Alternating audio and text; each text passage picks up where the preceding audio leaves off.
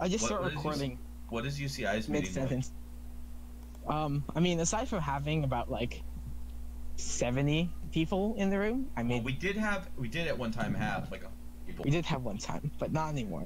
Yeah, and that wasn't even their usual. They have, this is insane to me. They have like the Ideas Lab. They have one of those for the game development stuff, and I know they have the computer game science meet. Like that's a major for them, like a literal major. Yeah. Yeah, they have a major. But come on. They have funding because they have a major. Like, that's true. I mean, I agree that it stinks that SJSU doesn't, but like, it doesn't surprise me that it doesn't. They have a couple of like really cool networking things that I'm almost like 1,000% going to take advantage of when I take my semester off. Nice. They have something, I don't know, Andrew, if you heard about this while you were down here. They have something called Art and Audio Strike, which are literally 2 teams dedicated to giving art and audio to other teams. Someone talked something about or mentioned that, but I didn't get really to know anyone in that. That's super cool though. The idea is I'm connecting. So like giving out assets? Connecting with them, and I have, yes, literally they just hand you assets. It's like, okay, here you go. Yeah, that sounds amazing. I don't think they'll do it for like people that aren't involved in the in this space, but they have like this other system of doing things too, where like they actually specifically do not support projects where people can just jump in and out, because they think it's what's it called? It supports ghosting. Oh. Yeah. I'm gonna mute myself real fast because I have to get in the car and I don't want you to flutter. Yeah. Are we already recording? Yeah, we're recording. Okay. Yeah. Yeah, ghosting is very annoying. That's all I have to say on that note. Hey, what exactly do you mean by ghosting? Just to ghosting is when you just stop stop keeping in contact with people you're working on a project with, or just in general. Like it doesn't just happen on projects, but like also on a just like with real friends life as well. Yeah, in real life. Like you just like when you ghost someone, like you just stop talking to them or like showing up to things. You just become a ghost. Yeah, I think it's kind of an awful behavior. It also without warning. That's the important part. Like without warning. Yep, I hate that. That behavior is not cool. Like, I mean, not to say that we're not all guilty of it, done fast accident, but like conscious, like intentional ghosting is awful. Yeah. Honestly, like it was one of the reasons why I was like, that makes a lot of sense. Like people have to be pretty dedicated to the project, or to their team, because like you can't get back on in the middle. It was interesting because we kind of approach it from a let's teach people about game design, and they approach it from a let's put people in groups and monitor the groups. And I think at least when Andrew left, because obviously you haven't been around for how Kevin has been, or how Kevin and like us have like planned out the meeting structures, but we've kind of been more focused on like getting people into it, and they're focused on getting people through the process. So I don't know if like I'm not entirely sure if you, well, no, I guess you weren't, but I might have mentioned this to you in the past. When I first was like taking over the club, I basically was talking to people about a specific strategy that I wanted to run and attempt at the club, and that was to have us do what is that called? Basically, I wanted to have mentors from the club form teams. Is that why there was the mentor role in the Discord? Yes. Yeah, but there was enough people who didn't like the idea that I abandoned. But the idea was people who had experience building games were going to be the core of a team, and they were going to have assigned people who had similar interests. So like, or if they were new, people could opt out, but the idea was that it was going to be an opt-out system, and it was going to be the default, so that new people always ended up in a team, and that we could make sure the team sizes were manageable for people and keep them around 5. I actually like what you're proposing, because it's a mix of what UCI is doing and what we're doing now, and I think it makes more sense, because they just have people who are either in the middle of a project or pitching a project that have worked on the game before, like have historically worked on the game before in the club, pitch an idea, and because they have such a large volume of members, like I said, there was like 70 or 80 people in that room, they can like easily get people in on that team that they're pitching for. Yep. But for So, you, it's like- like, okay, so like those teams will just be there, and if people want to hop in, hop off, they can. Right. Yeah, Doesn't and make that's sense. kind of one of those things where it's like, I mean, I really like the idea of kind of having a system like that, but the problem with SJSU is that we don't have a dedicated major for this, and so like people get swamped with their in major coursework, and then they just ghost. Whereas I think games are people's in major coursework at UCI. another thing that they kind of focused on that we could kind of use as our angle as well is that some of the stuff that almost all of the projects that they were pitching were like, this is a quote portfolio project because they need things for their portfolio if they're in computer game science, but also if they're art majors, and even for computer science majors, like that's a complete project. And maybe if we pitch the game dev club more as a as like a project club where you get something out of it that you can add to your resume, that might be more of a value for people. Well, I mean, that kind of was the pitch. It's just really hard to make that the pitch. It's not anymore. Oh, gotcha. Well, I mean, fair enough, but like even so, it's hard to make that the pitch when 90% of your member base is new members. So like as I think you have a lot of newer members now, so it's hard to Yeah.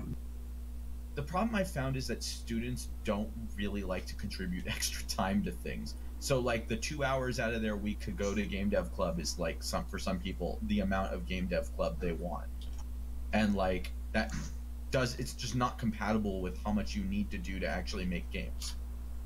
To be entirely honest, like because the other thing that they have is, I'm basically just like summarizing their meeting at this point, is they had something called scaffolds, which were basically just skeleton projects that, like, as if someone just made the groundworks for a project and just dropped it. oh, that's interesting. Yeah, like they give people like, okay, here's a 2D platforming game in Unity. Also, Andrew, I have a connection with someone who also works on audio games in Unity and has gotten some stuff working, and he said he found a library in C# that you probably already found and said it didn't work, but I thought it might be worth to try to connect you. Yeah, no, please do. That sounds cool. Yeah. Good to know. But anyway, welcome, ladies and gentlemen, to the Game Development Club at San Jose State's podcast, episode number, William, what episode? I think it's Episode number William. number 19. Episode okay, 19. Yeah, really almost like 20, dude. I know. We're almost gonna have Shabagins, David Galindo on, and possibly Edmund McMillan, but we have to do that on Skype. Anyway, on today's docket, I'm gonna read this off the top of my head here because my head is memorable. Today we have. Today we have on the podcast Andrew Jamian. and William. The rest of And us. Lily. okay, and one more. Kevin. Oh, hey, he's on there. Yeah, Oh yeah.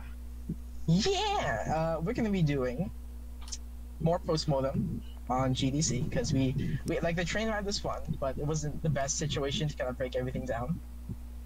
Then we are going to be talking about, I think William called it the game launcher battle royale, Yeah. and we kind of talked about it a little before, but I think now given Well, like when you Sorry. originally Here's what putting I it think. on, it I'll said take like credit. you had like what was it, like Steam versus the Epic launcher versus versus Stadia versus versus blah blah blah. etc. So Oh, we're gonna man, I kind have of, so much that we can talk which about. is there, yeah. why, It's gonna be Andrew, great. that's exactly why it's on the docket for you. Yeah. And then the I know. last piece is how to save a game. Like what happens when your game is just development's not going well, or maybe your game dropped from 100,000 players to 12. We're gonna talk about ways to save your game and recuperate player base. But You can save to a postmortem, database or it's JSON. No, I'm just kidding. just store them in a locker, and then so Andrew, I think because of the train, you kind of got cut off on like the last half of your GDC. Right, so you were on the train, and then I was with Arthur. we and hit the were end of the actually- train. Yeah, so I was actually with Arthur, and we had to leave because we were going to the SVVR party at like the SVVR headquarters. Oh, that's right. Right.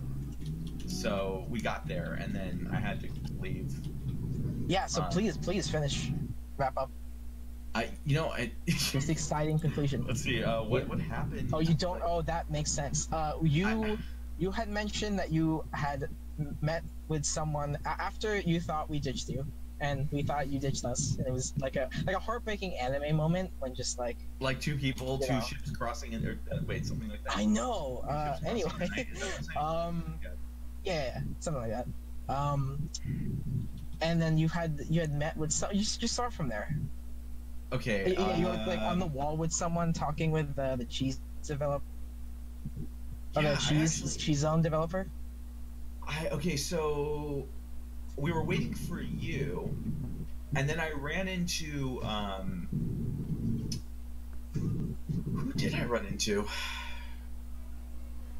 You know what? I have no recollection of what happened Friday. Cool. I was trying to actually my thoughts afterwards, and I was so tired by Friday. I think I literally have no recollection of what happened today, aside from the very end of the day, and then I kind of recall losing Ever, but I don't really recall what happened between there and then, so to speak. Okay. But I know how was SVVR? That was really cool. It was a really small local.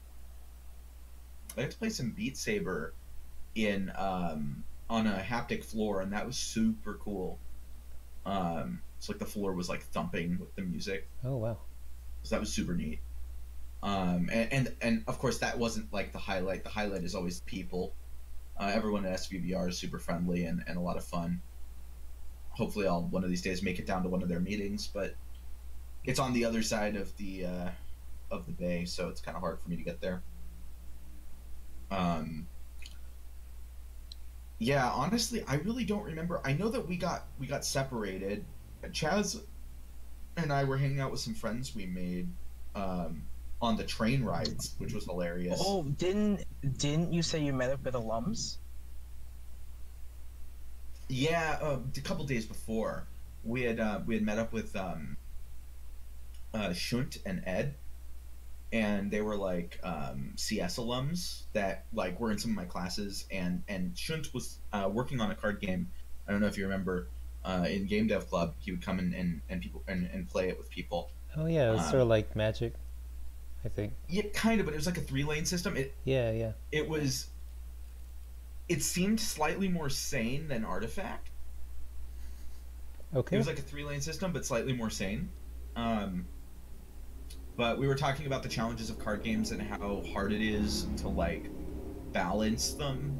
And he was saying that like that was kind of a struggle. So he's actually been working on another game. I'm terrible with names, game names, at the moment, so I don't remember off the top of my head. Which I feel bad because I'd love to plug his game, but maybe we can get him on here one time. That would be even cooler than plugging the game ourselves. Yeah. But like he's working on. With a team on a game that's kind of like Mega Man Battle Network. Like the combat is like Mega Man Battle Network. It's obviously the game is nothing like it, but like the combat is. So that was pretty exciting because I like the Battle Network games a lot. I think I mentioned we went to the Leia party last week. The what? When we were the Leia party, they do. Let's see. Let me actually go read from their website. Just so I don't butcher anything. So Leia Inc. They basically make. Best way to describe it is like light-based displays. It's almost like a hologram, but they actually do the tech that's in the screens on the red Hydrogen 1 cell phone. It's pretty neat stuff. Could you spell it? What was that? Oh, here I'll link to their website. Let's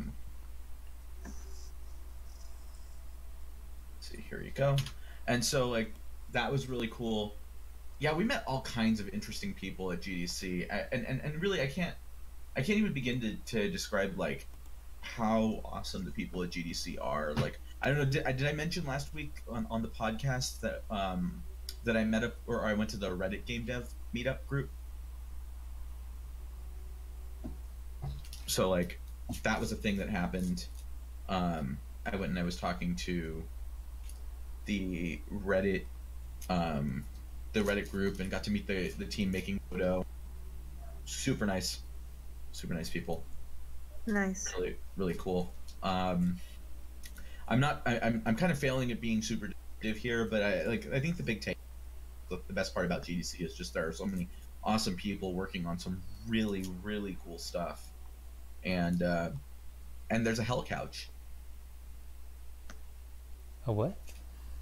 A hell couch. A hell couch? It's a hell couch, yeah. So it's a couch from hell. Yeah. It's Makes sense. it's a 3-person couch co-op. Everyone sits down on the couch. Yeah. And then it's like the floor is lit with LEDs, and when it turns red, you have to stand up, and when it turns blue, yeah, I you remember sit down. seeing that. Yeah. There was a a bunch of there. people were playing that. There's also another game which I don't know if Carlo back, but Carlo Yeah. showed me, where I got to play as a boss and beat a lot of people. Oh, okay. May that was I super explain fun. this one? Please. Okay, so I don't remember the name of it. I think it was like, It feels bad, man, because it was super cool. I know, I took a business card too, but I left all my business cards in Actually, stay. I might have a business card in this stack. Let's go ahead and keep talking. So let me explain the gameplay before I tell you the name of this thing. So the idea is that 4 players walk up to this seemingly normal arcade cabinet, and what happens is they kind of learn the controls. You know, they have a joystick and 2 buttons, jump and I think dash, and they kind of have this simple area to learn the controls and all that. But what's happening behind the scenes, okay, is they have this little man in a box behind it, and he's got like, I kid you not, he's got levers and gears and like foot pedals, and each of these things controls a different numbered obstacle in the level. So like, if you press the foot pedal, you shoot a cannon. If you rotate a wheel, you aim the cannon. If you pull on a pinball like pullback thing, Yeah. You drop bombs on people. And basically, he's got like 5 of these things that he has to like move his whole body to activate. And essentially, the person in the box, plot twist, is the level. He controls the obstacles of the levels that the 4 people on the other side of the quote unquote arcade cabinet are playing on. And when he wins, oh sorry. There's a person in the machine, so to speak. Yeah, he's like the little man behind the curtain. And when The he wizard. wins, they have a little face cam set up so that his face appears on the screen, like screaming at you, like, "Ah, kill you all!" I never actually saw the players win though, because yeah, but it was really cool. Entry won his first time. I won my first time. So that makes us basically professionals. I want to say the balance was in the favor of like first time players. The person in the machine was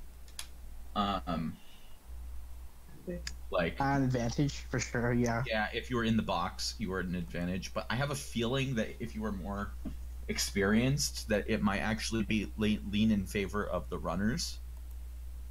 But I could be wrong. But yeah, that was a super cool game. Yeah, so as always is a massive highlight. Oh, yeah, okay, I kind of remember what ended up happening, at least partially on the last day now. Okay. So, we actually, while you guys were gone, I saw someone who had a smiley face logo on their shirt, and it looked like the Guava Man logo, or like the Guava Man's emblem. When Guava Man is the guy who makes Rewired, which is a plugin for Unity, that is like the best for input, like as far as I'm concerned, on the whole store. It's like by far better than Unity's default input. And like when I realized that that's who, like when I saw the shirt, I asked like, "Are you Guava Man?" And he was like, "Yeah." So we ended up having a conversation for a while because I use his plugin, and Chaz uses his plugin, so it was super cool getting to talk with him for a while. and then I also like so ended up wandering around with friends, and we ended up finding like outside they had like a little exhibit of like Google stuff, but it was raining, so it was kind of not really a great idea to have this outside anyway. Huh. But they had like kind of like the history of gaming, right? And it had like a Nintendo Power, and then it had like a Power Glove, and it had like something else, like, and then a Dreamcast, and then Stadia controller. Oh, And I think they were trying to say that like Stadia is the future. the next And step. like I think Stadia could be a possible future, and it is kind of an interesting platform. But I do think that that particular exhibit must have been made by marketing people, because anyone with half a brain knows that basically the line of products they put were all like generally failures, aside from like Nintendo Power. So like I feel like putting Stadia in that lineup was kind of sending the wrong message. Wait, hold on. Do you mean they put the Nintendo Power magazine or the Nintendo Yeah. Power? So there was like a Nintendo Power magazine. I was trying to find a the picture of it. actual magazine. Yeah, it was under like plastic, like clear Yeah. plastic.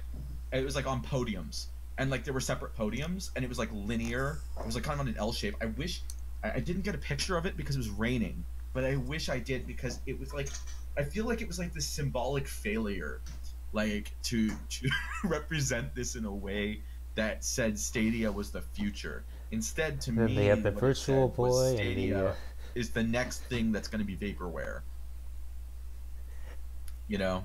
And what an excellent transition to the next topic. Unless Yeah. Lily or Kevin wanted to quickly, or not quickly, I mean, you can, well, Kevin particularly, because we didn't get you on the podcast. If you want to share your Slowly. experience at JDC, I just dropped something. I mean, my experience at the actual place was mostly just at the Unreal place, walking around checking out all the stuff. nice. Did you get free shirts?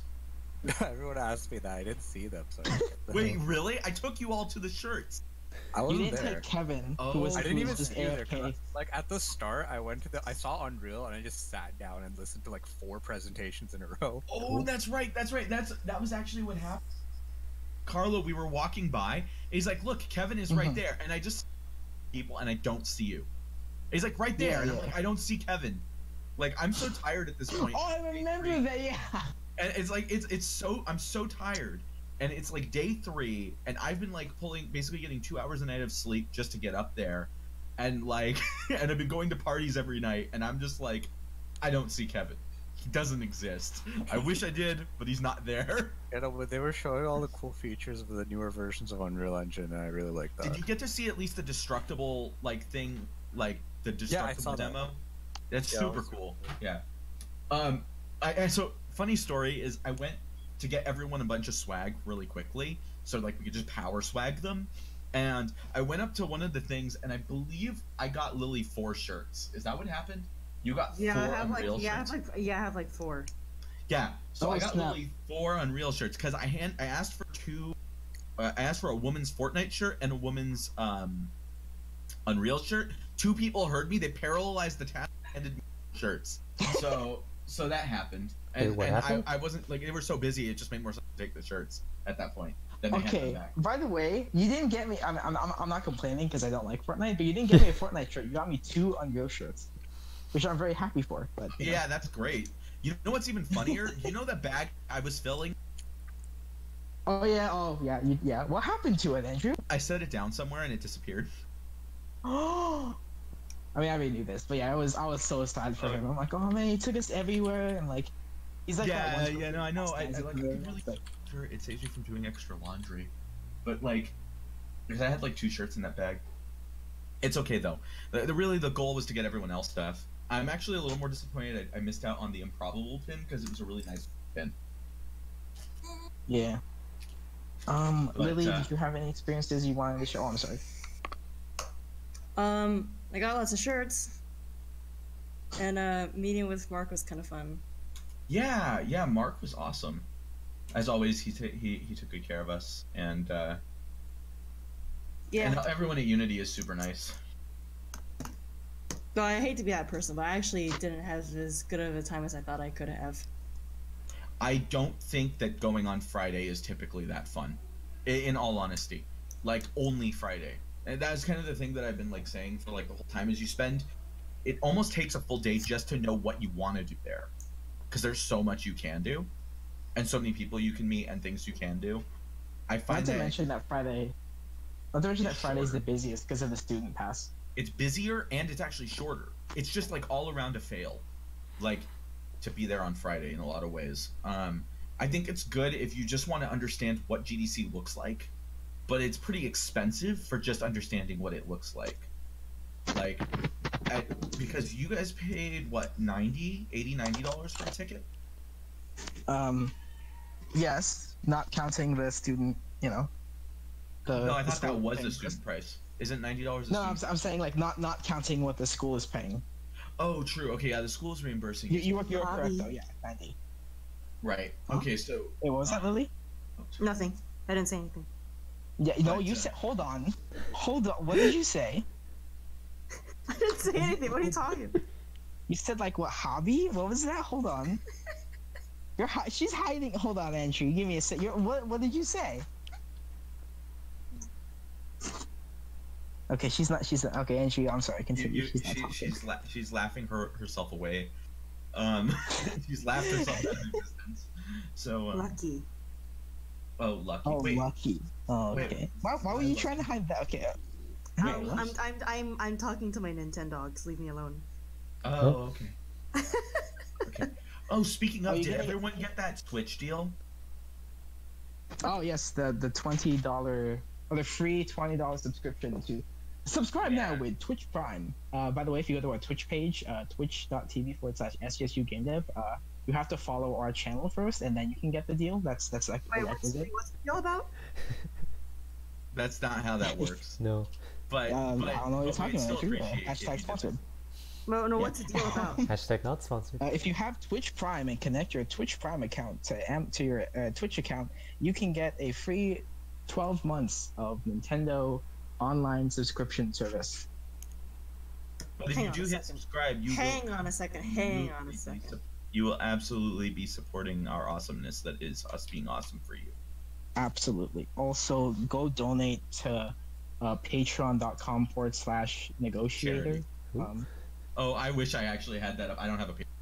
But you can go by but you I can thought go you did. You said. I thought you set it up. I did and never said it live. But like good times. But I do have I have an itch. Oh, they go to my which Patreon. only has dropped on /NamesC51. You can also go to negotiator.dev. Yeah, go to negotiator.dev. Also go to sjsugamedev.com and join the Discord. We're also going after this. We're going to have to buy shameless plugs or maybe shamefulplugs.com. Anyway, I actually probably already really taken. good. I wanted to know what Okay, Lily was Andrew, gonna say. we've interrupted Andrew like 8 times. Please continue. Well, I was actually trying to get Lily to be able to finish because I think she was saying something. Oh, okay. It was about the Nintendo, about the Switch. Yeah, I was wondering what that was. Okay, so if you have Amazon Prime, that means you technically have Twitch Prime, and if you have Twitch Prime, you can get basically a free year of Nintendo Online, and it stacks if you already have it. Ah, that's pretty cool. So if you have a Switch, you definitely want that. So, Well, real too bad fast, I don't have Andrew. one. Oh, sorry. Oh. Yeah, it feels bad. Andrew. Good news. Sorry. Good news is there's also rumors that there are going to be coming out. Point. Wait, what coming out? you Yeah, like, you cut cut out out exactly the literal. moment. You So cut out that's exactly not the just moment me you then. said, "Well, This is something's gonna be a coming out." new. Oh, there are rumors to be 2 new Switches. Oh Yeah, I yeah, did yeah. hear about that. Yeah. Yeah. So Also, I by mean, the way, Nintendo Lab. Oh, sorry. I do think that owning a first-gen Switch is actually the most valuable thing you can purchase. I hypothesize that the first-gen Switch is like all of them are hackable still. I might be wrong, but they're hardware hackable. The newer generation, I will guarantee, will have that fixed. And I believe that the first-gen Switches will skyrocket in price next generation. So, like the first-gen Wiis that have not had their firmware updated, the first-gen Switches are going to become incredibly valuable because they can't even firmware patch them. Wait, Just a thought. so you're telling me that their resale value is insane? Not yet, but my hypothesis is that the resale value, like, later on, like if I had money I wanted to dump, I'd go buy like 3 of them and just shove them in the closet. Are they gonna start production of the first gen one? Eventually. We don't. Yeah, eventually. I'm saying like next generation. Yeah. That's probably. The hypothesis is that the new Switches are going to be a portable version, and then like a version that like has a bigger screen or something. I don't know. There's rumors floating around. But specifically, I wanted to mention Nintendo Labo VR is coming out this month, and there's a pretty good chance I will buy the kit just because it looks amazing. They have like their own version of Tilt Brush, and it actually looks pretty fun. And Andrew, my dream came true. Well, I mean, it wasn't like my complete dream, but they actually made it so that the Nintendo Labo, so with the previous Nintendo Labo, the past 4 or 3, I guess, the creation lab where you got to make your own was basically, hey, you can use like some basic drag and drop programming, kind of sort of like Game Maker. It's more like working with shaders with like the drag and drop boxes, like state machines, when you were doing shaders in Unity. Oh, sorry, blueprinting in Unreal, like for the perfect Unity one-to-one. actually will have shader in 2019, so that's interesting. Oh yes, no, that's what I was referencing. But basically, so you get to use your own like very basic programming, just like that in the Nintendo Switch stuff. So with the Labo, for the first generation Labo, you could like make your own cardboard creations or use the ones that they gave you to kind of reprogram and do other things. What is happening in the VR version is that's still true, but you can actually make 3D games in VR. That sounds like VR. I mean, that sounds like VR, but that's still super. Oh, you mean you can build the game while you are in VR? You can build the game while in VR, and the game will be in VR. Oh, I see. You can build. Okay, I did not get built in VR. You're basically modding at runtime. Yes, exactly. Okay, cool. Yeah, it's kind of like Mario Maker, except in VR. Yeah, I was thinking something along the lines of Fortnite. Sorry. No, it's okay. We were, and then on top of that, we were getting all this static, so it was just like rough. It was just perfect. It was beautiful. Oh man. Great for the world. Okay, so, actually, that reminds me. I think we should probably touch on a couple things before we do actually talk about the platform wars. Yeah, I'm like, wow, we like you gave us the perfect transition, and we just like threw it Just away. kept going. It's okay. Yeah. It's okay. Please continue. That is podcasting at its best.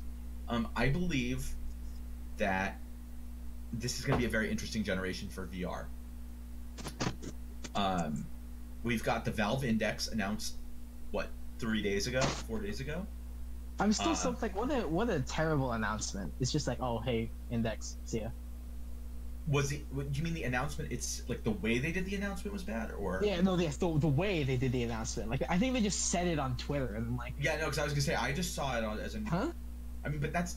What did you see it because I put it in the Discord? Because I found it so randomly. I'm like. No, I have a lot of, or I just started a Twitter, and a lot of the people I followed are in the VR scene. So. Gotcha. Like, follow at Negotiator, by the way, on Twitter. Yes, at Negotiator Games. Yeah. So basically, yeah. Oh, so what ends up happening is, so Valve has announced the Valve Index, which apparently might have a very high field of view, according to speculation, which is exciting for VR. We've got the Oculus Quest coming up, the Rift S coming up. So my only concern is that this next generation looks like it is going to have some kick-butt hardware. All right? Yeah. My only concern is that everyone is competing almost too hard right now. Yeah. We should be trying to drive adoption, and with too many options, I almost think that we hurt adoption. Because we cause choice paralysis amongst the people who don't know enough about VR to make a choice.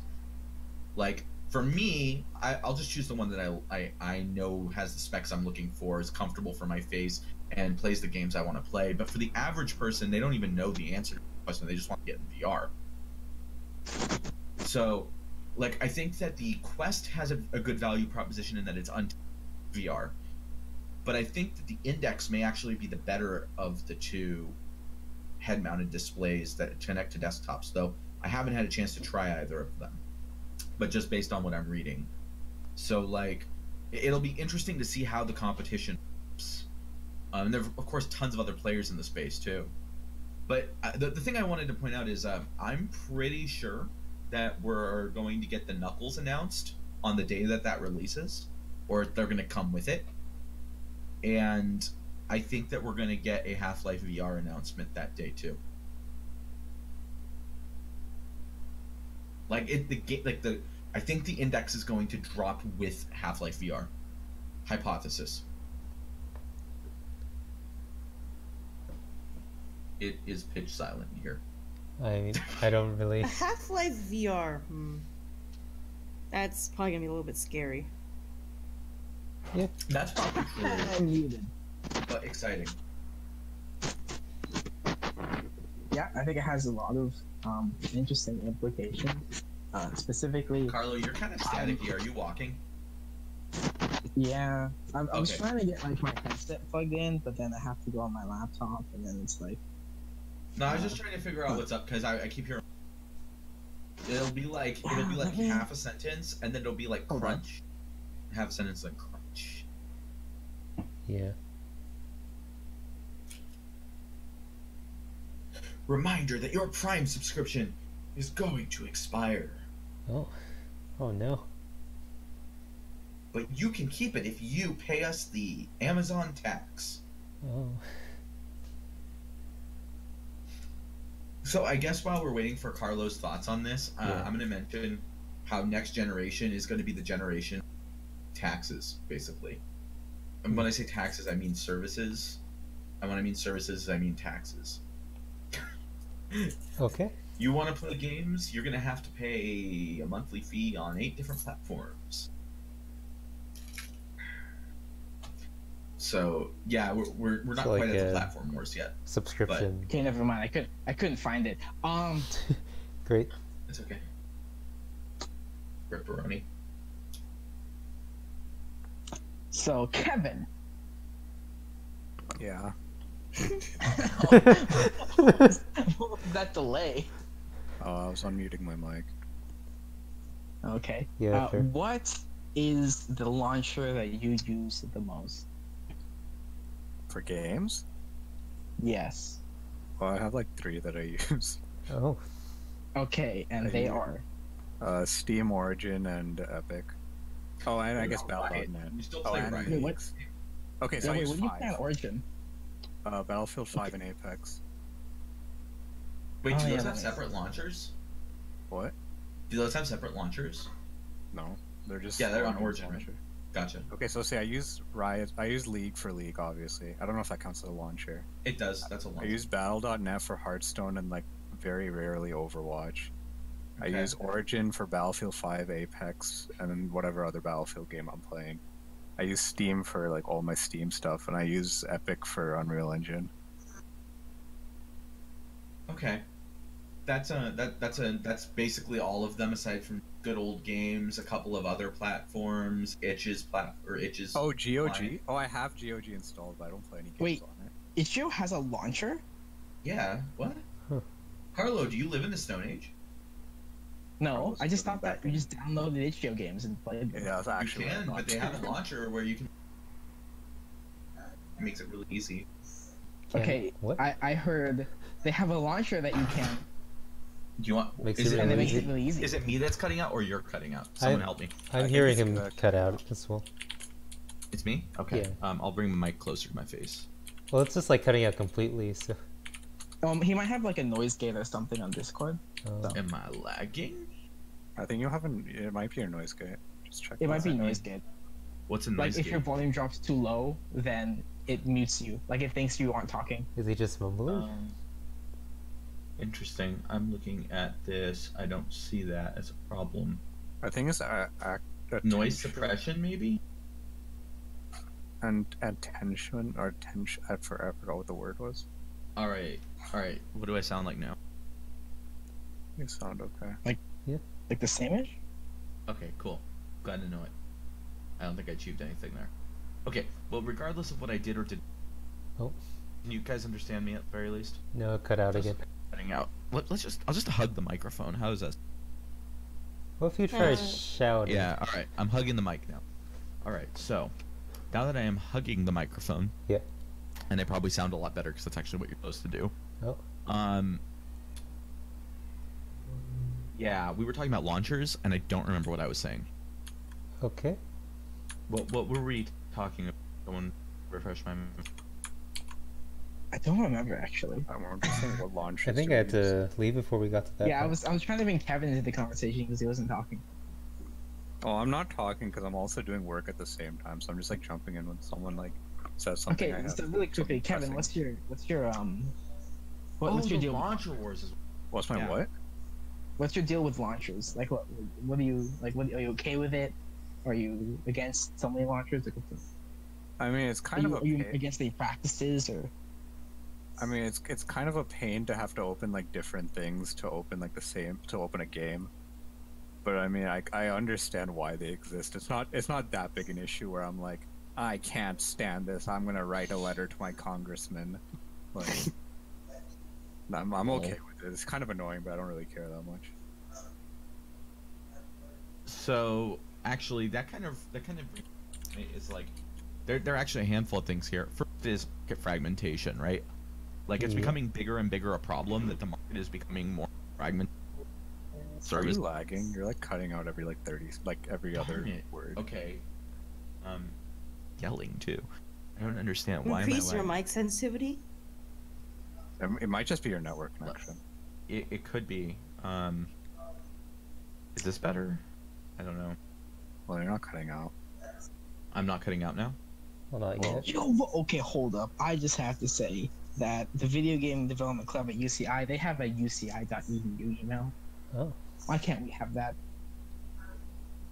Because we're not allowed to say that we are officially part of SJSU, remember? We're the Yeah, Game it's Development just- Club. We're the Game Dev Club at SJSU because they're petty and don't want to be sued.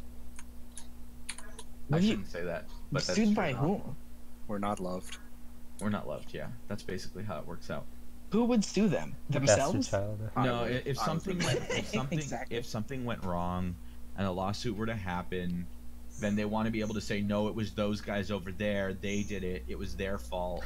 We have nothing Like to do like with if we went to GDC, got really drunk and trashed the place, and and then basically. yeah, then if we said we were affiliated with SJSU, then they would have SJSU pay for the damages instead of just us. Wow. So they don't want to take responsibility for anything we might do, because we're college kids. Basically, the world is that no one wants to take UCI responsibility did for it.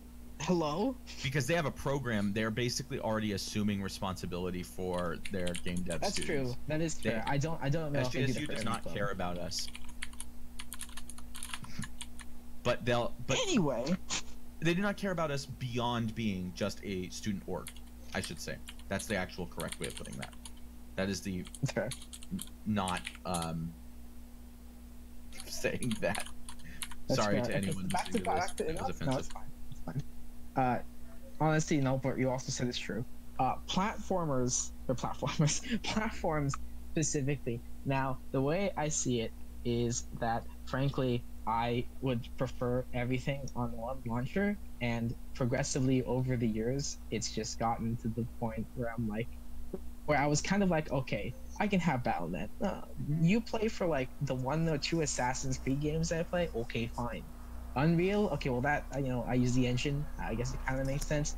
And then like it got to Origin, and then Great Old Games has a launcher, and then Twitch got a launcher, and then Discord got a launcher. I'm like, okay, guys, look, we need to calm down. This is ridiculous. Can we just like? I don't want to be the person that just says put everything on Steam, because it is not the best platform, and the monopolies like exclusively for Steam would be bad.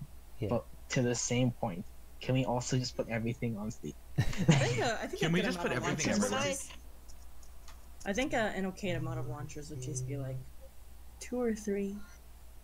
That's Because fine. the way I see it, at least for me, is that like in all of the consoles that are available for gaming platforms, it's like, okay, we have the Switch, the PlayStation 4, the Xbox, and then the PC, and or like there's some other ones though for sure, I don't know. And then basically the PC also has a sub platform within PC, and I'm like, I kind of don't want to deal with it.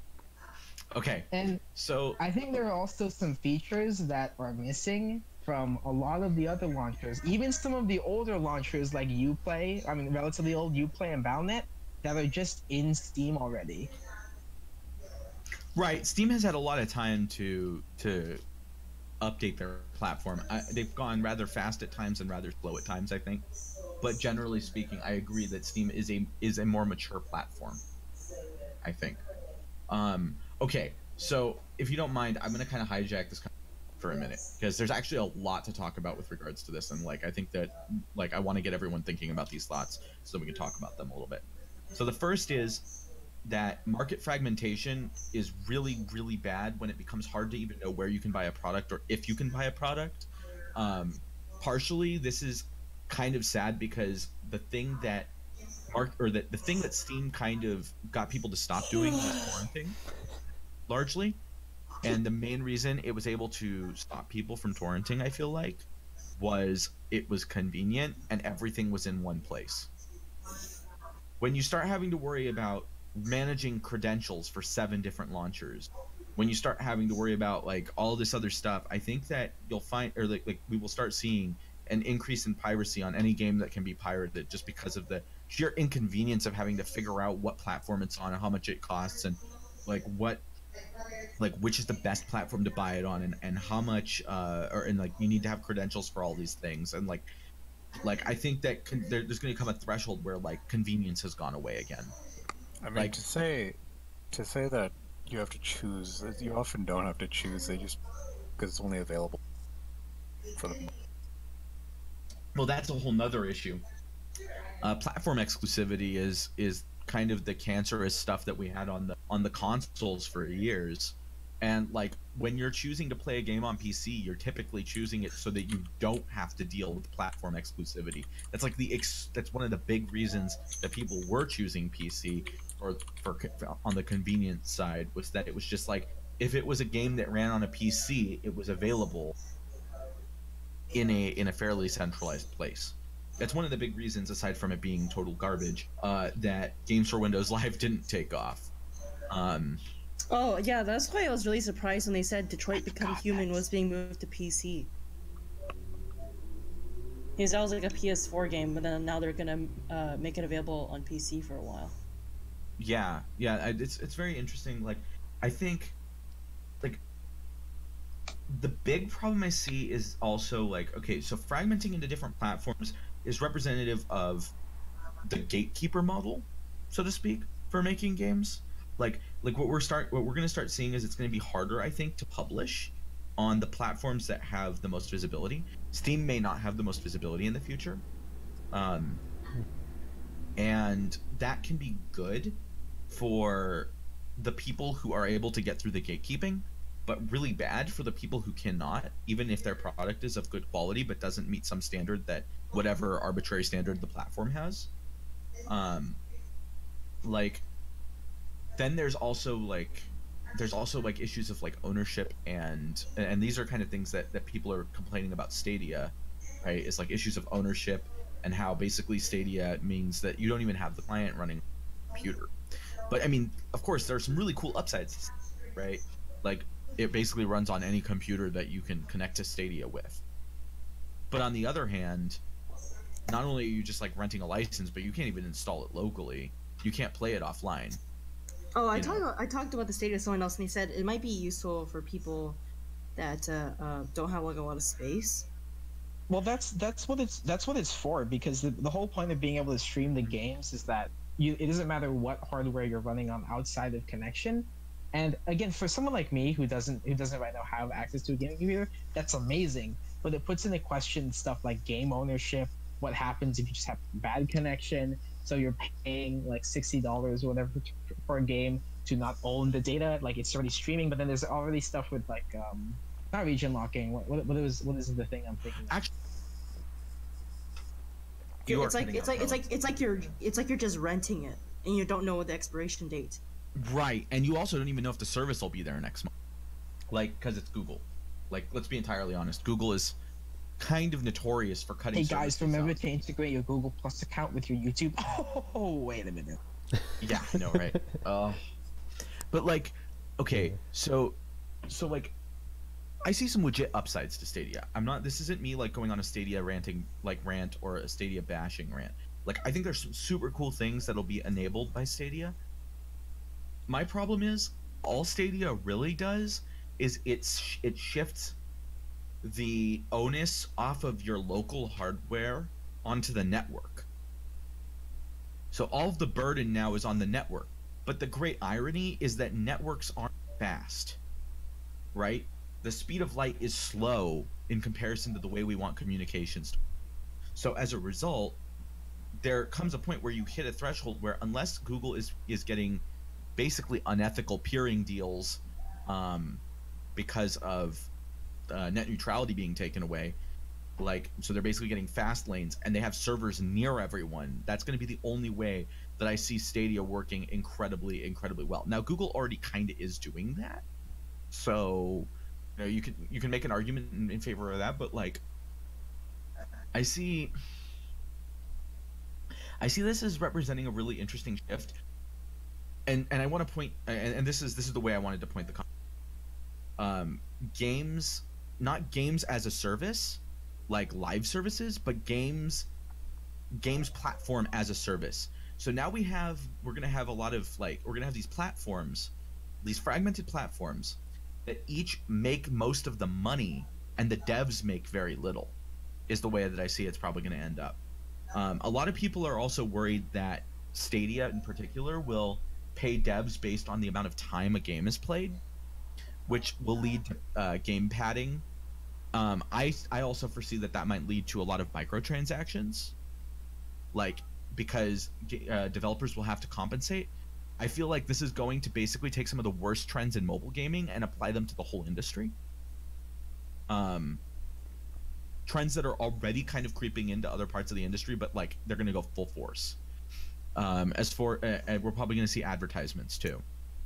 So, I mean, this is just a prediction. Obviously, it could totally not end up that way. Stadia could be amazing, but I think that Stadia definitely opens the opportunity since it is a video stream. I think that Google's claim that cheating will basically not exist is a little disingenuous, because you could create bots that actually use neural nets and computer vision to play the game on the local client side, like on the local side. Even though it's just a video stream with inputs, you can make something that can send inputs. Okay, wait. On the notes of computer vision, play games, that's actually the project I'm working on right now, and I will tell you that it's not going to be anywhere reasonably usable anytime soon. I actually know people who already do that. Well, I know, but like on what scale of complexity? Because I can't even process like a certain amount of 1080p images without running out of RAM, and I have like 16 gigs of RAM. So it may change. So cheating is going to change. So imagine you are the person creating cheats, okay? Basically, cheating now becomes a service. So cheating is a service. It already is a service. I mean, it is, but let's say like it's going to take it to a whole nother level where they're going to have serve. It's creating jobs. What was that? It's going to create jobs. Yeah, you're right. You're right. Sorry. Wait, what if they have a wrong. streaming service for cheating? True. Cheating as a service. Look, I guess the point I'm trying to get at is like we're gonna have all these competing platforms, each trying to exact a monthly fee from you. It's gonna be the death by 1,000 cuts model, and I don't think that this is going to work in the favor of game developers because it's going to commoditize games. It might work for the game how do I put it? Like it might work for the consumers to some degree, though I think it takes a lot of consumer rights away. But it's definitely going to kind of take the power away from the people actually making the content and give it to the platform. Middlemen make the money again.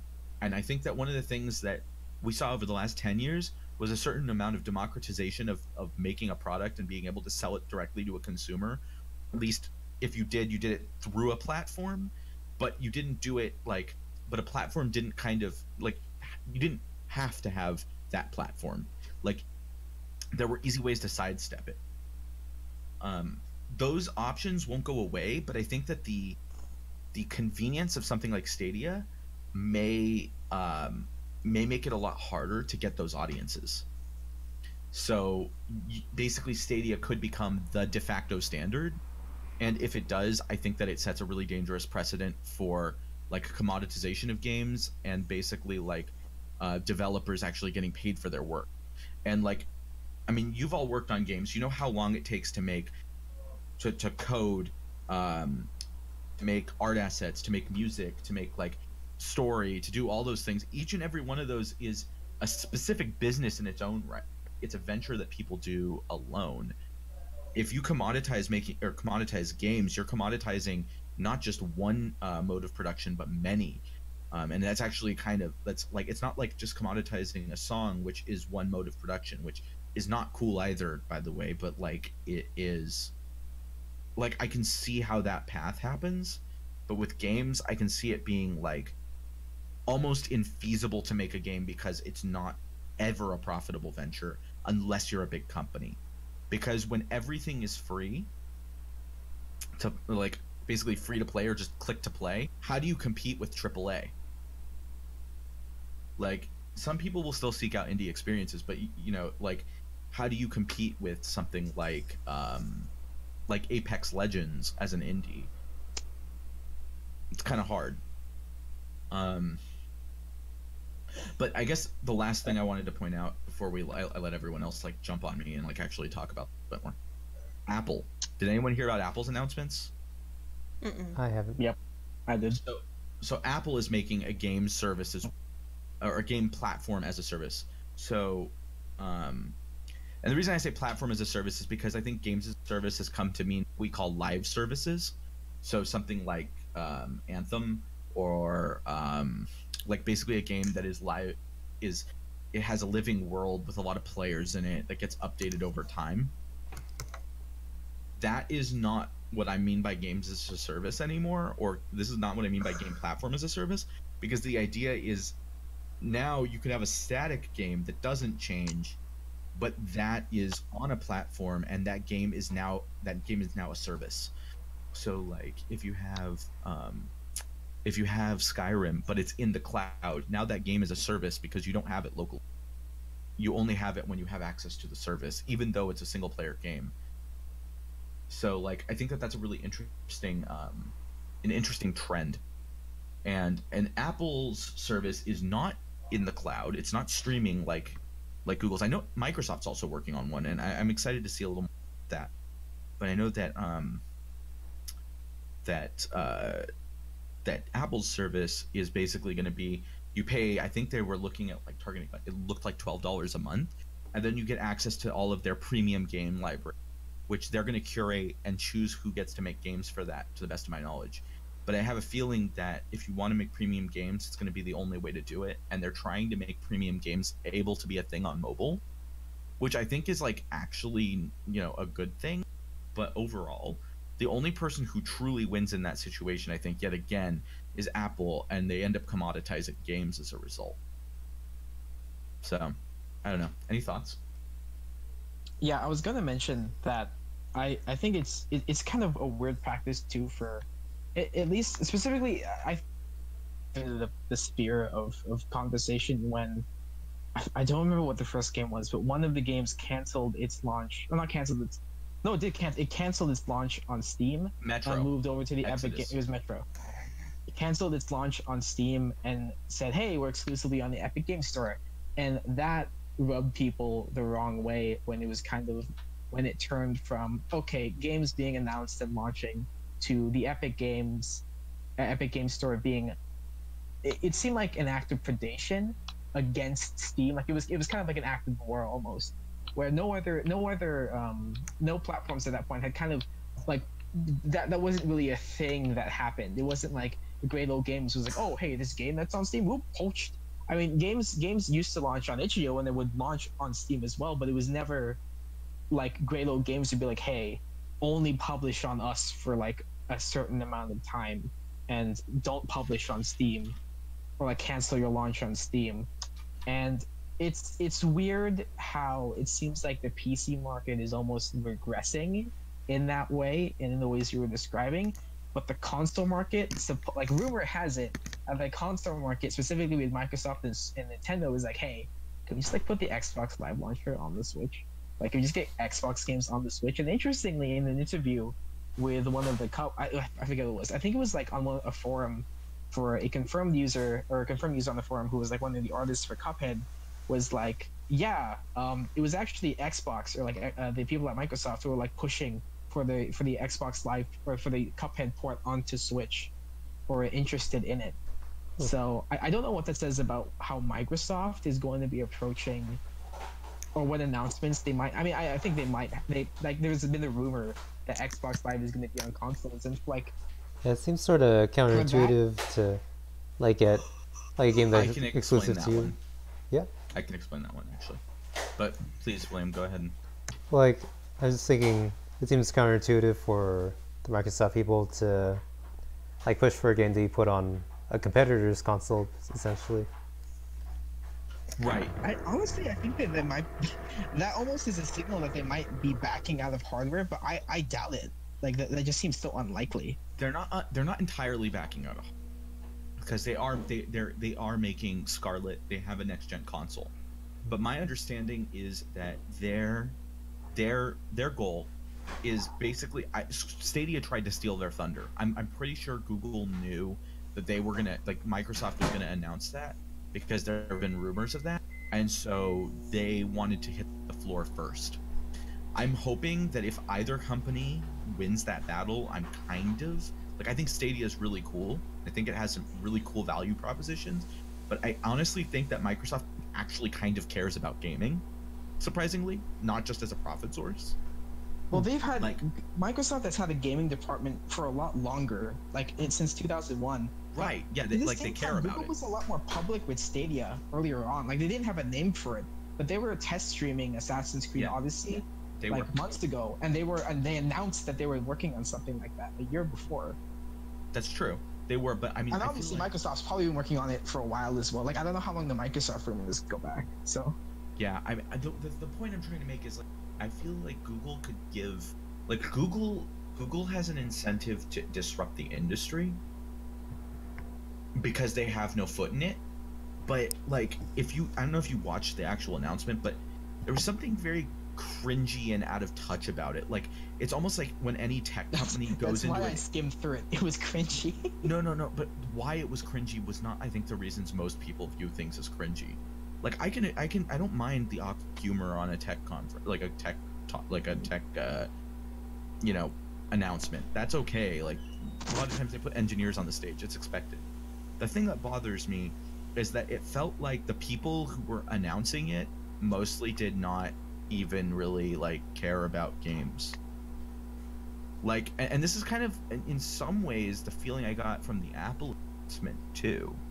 It's like games are an afterthought for but they're trying to enter the space and disrupt it.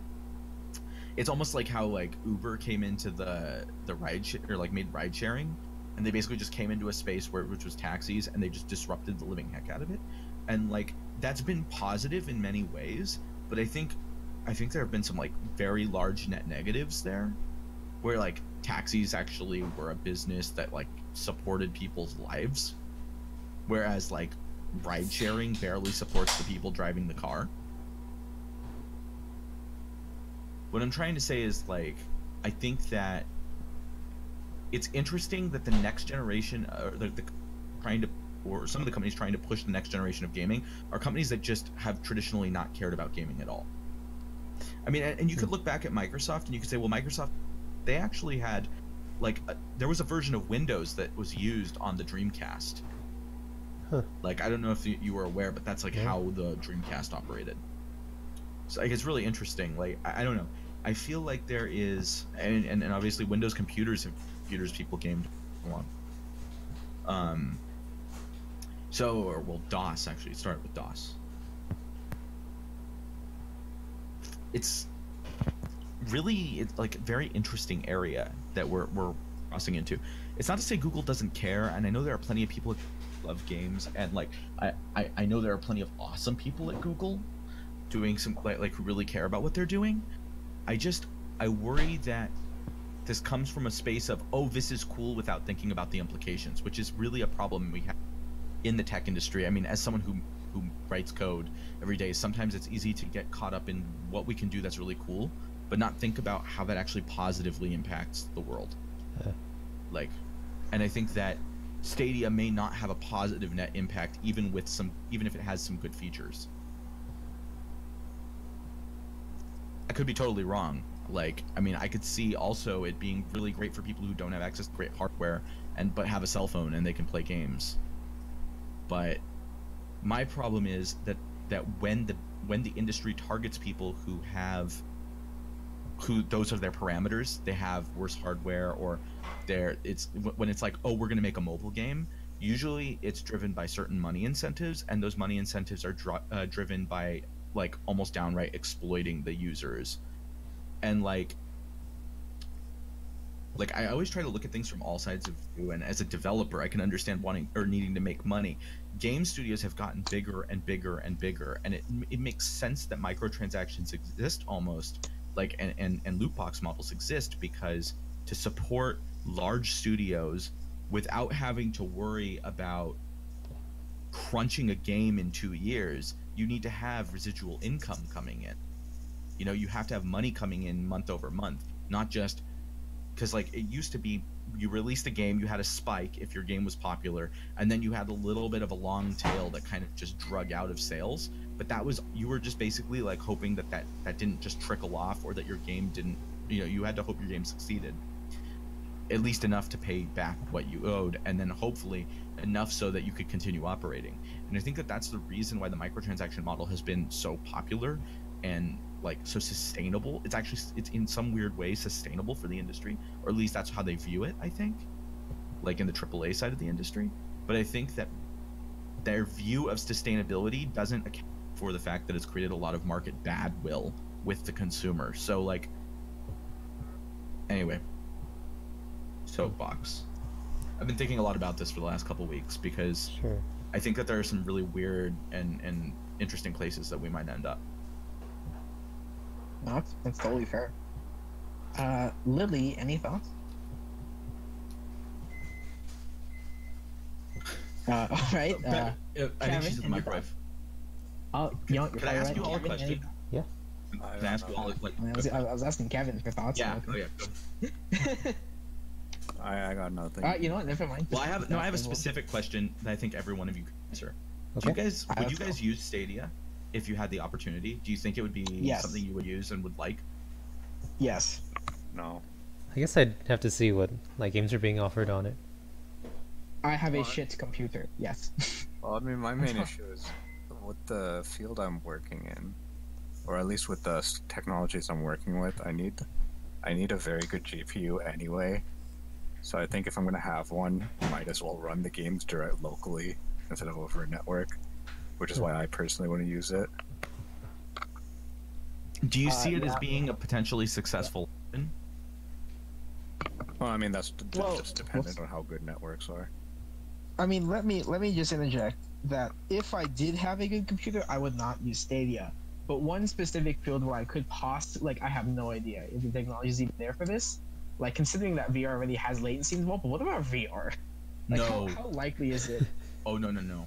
That'd be the worst Look place, at because Google latency Fiber. would create motion sickness. And if you can't accurately, like, let's put it this way. If that would ever work, it will not be for another like 5 to 10 years, because Google is probably, like, this is my expectation of Google. They're going to use Stadia to train a machine learning algorithm to predict your inputs, so that Stadia becomes more stable and better over time. All right. If they're not doing that, I might be a total idiot, but like, this is Google. I think it's very probable they're doing this. So if they are doing that, there may come a point where they can predict your input so effectively that there's a possibility that you could use Stadia in VR, especially if they have a lot of servers near where you live.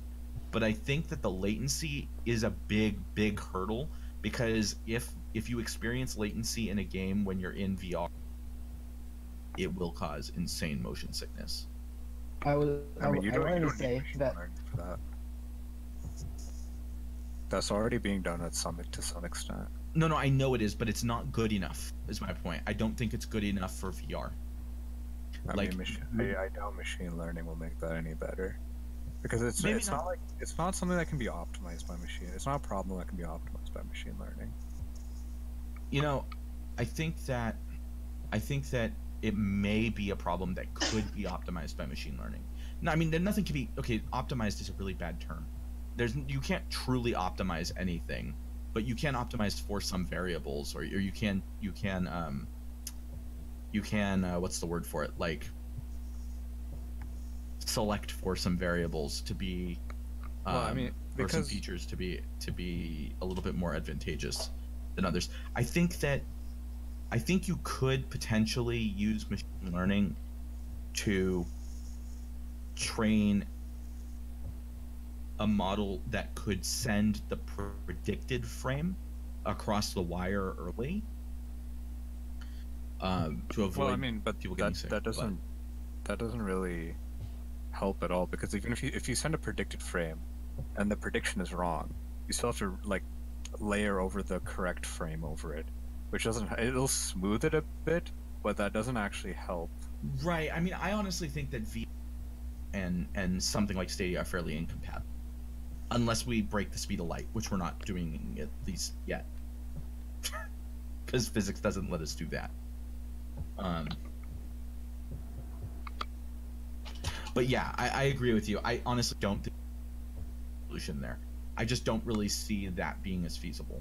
I mean, the other option is to do what games are already doing and have a local side prediction, and then have the network send the correct information back so that you can interpolate between the two, so it's a little smoother. Yeah, I agree with that. I wonder if that's too counter to what they want to achieve with Stadia. Honestly, I see Stadia as being... This brings up a very interesting point. Is Stadia tackling the old medium? Like, if VR ends up being the next step of the medium, is Stadia basically an archaic technology at launch in some weird way? Like, people will still buy desktop games and stuff. I'm not saying it's like dead, but like, what if Half-Life VR does release, and what if it is amazing and starts driving massive innovation in the VR space? I know that's a big what if. Well, I mean, that's the risk you take with any new technology. Yeah, but I mean, I'm just saying. I think one of the interest. Sorry. I interrupted you. Go ahead. Do you view Stadia as the future of games, or do you view VR as what do you future? I guess to me, I view like XR, AR, VR as the future. I don't view, and I view it as head mounted before we get to something like actual BCI, like brain computer interfacing. But that's a whole nother can of worms. Yeah. That's a lot further off. I'm kind of seeing Stadia as more of an option than like the future. Like, we'll still have... I'm thinking we'll probably still have like running games on your computer, or you could have Stadia, kind of. Honestly, I think more I'm not really going to cover Stadia, but I think specifically for VR, the way I view it is VR is basically PC versus console, but it's going to become like traditional games versus VR games. Yeah, I think that's fair, but I don't know. Sorry, go ahead. Sorry. I think that Stadia is just going to become more of the casual and accessible option, and it's going to become. I think there's a good chance it will become a lot more widely adopted, just because the PC culture has become not elitist. I mean, PC masters, but I think that to some people it seems like it's something inaccessible because of this steep cost of owning the good hardware of like $1,000 versus most people are buying like the cheap $200 or $400 PCs, and they won't necessarily be good enough. I actually have no idea what the network requirements are for Stadia to even run. But if they can get something like a AAA game running, like Apex Legends or something, on Google Stadia, I think there's going to be a much wider adoption for PC gaming in general.